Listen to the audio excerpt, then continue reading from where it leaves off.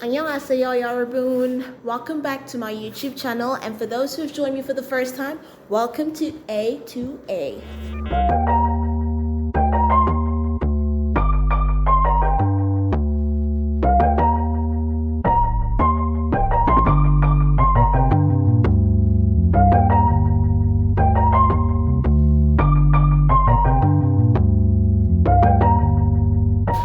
Today's YouTube video is part of K Influence Academy's Mission 2, and the topic that I chose was observing Korean national holidays and official anniversaries.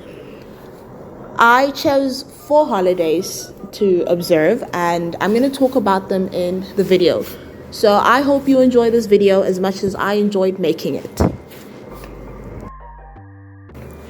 Korea has many national holidays and official anniversaries, but I've chosen 4 that piqued my interest. Please excuse my pronunciation because I'm still learning, so some of the words or names might be a little bit off. So the 4 that I've chosen is National Liberation Day of Korea, Independence Movement Day, Daeboram, and Chuseok. Let's dive into what these holidays mean and why they are celebrated. First up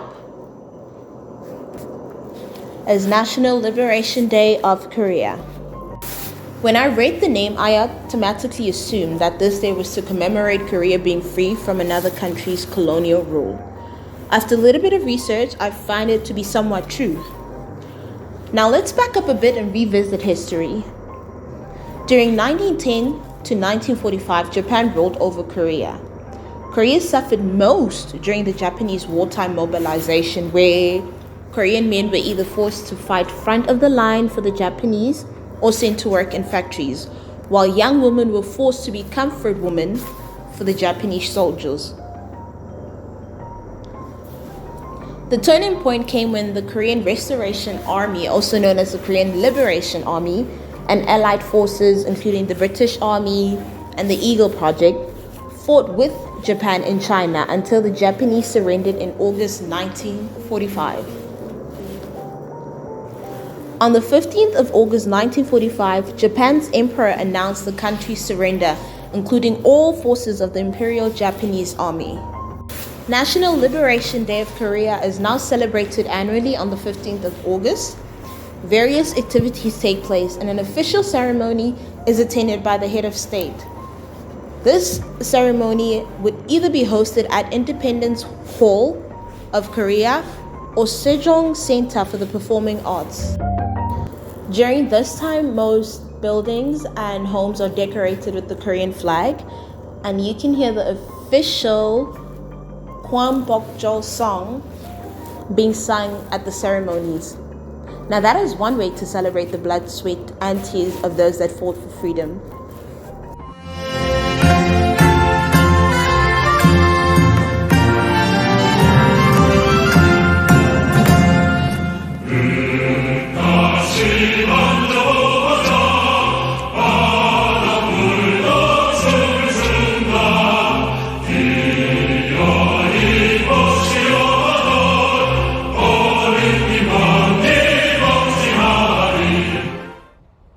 Next up on the list is Independence Movement Day. Now, similar to what I had mentioned prior, Independence Movement Day commemorates the protest movement that took place in 1919, where the Korean people protested and called for independence of Japan's imperial rule. It was one of the earliest and largest movements that was supported by thousands of students and citizens, with demonstrations throughout the cities. A Korean historian named Park Eun-sik reported that over 7,000 people were killed. Some were wounded and others arrested. As significant as the movement was, Japan did not surrender until 1945. Korea celebrates Independence Movement Day on the 1st of March annually to commemorate the participants of the movement. And just like National Liberation Day, the Korean flag will be displayed in businesses, buildings, and homes of citizens. Now let's dive into Daeboram. Daeboram is a Korean holiday that celebrates the first full moon of the new year of the Korean calendar. The Korean calendar is a bit different from the Gregorian calendar as it follows the moon's monthly cycle.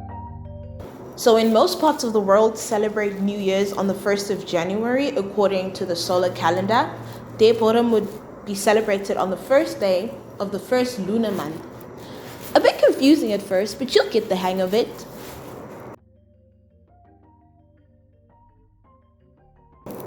Back in the day, Koreans would celebrate Daeboram by lighting bonfires called dalchip. These bonfires would be lit in triangular shapes, symbolizing houses for the moon. The literal translation of dalchip is moon house.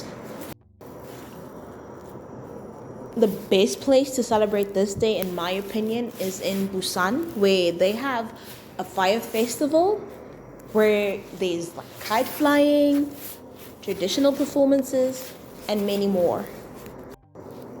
There are also specific foods that are eaten during this day. Food like burom, injomi, yaksik, and many more foods. Last but not least on the list, we have Chuseok, Korean Thanksgiving. Many Koreans travel from the cities to their hometowns to celebrate Chuseok with their families. During this time, ancestral memorial rites are celebrated and practiced. These rites would involve the gathering of families where they hold memorial services for their ancestors through the harvesting, preparation, and presentation of special foods as offerings.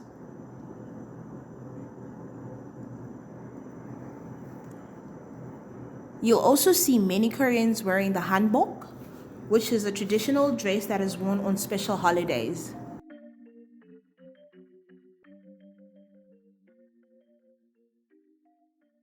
Food.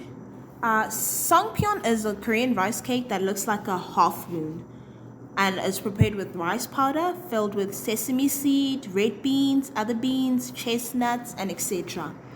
It is believed that whoever manages to make a beautifully shaped songpyeon will give birth to a beautiful child or have a successful marriage.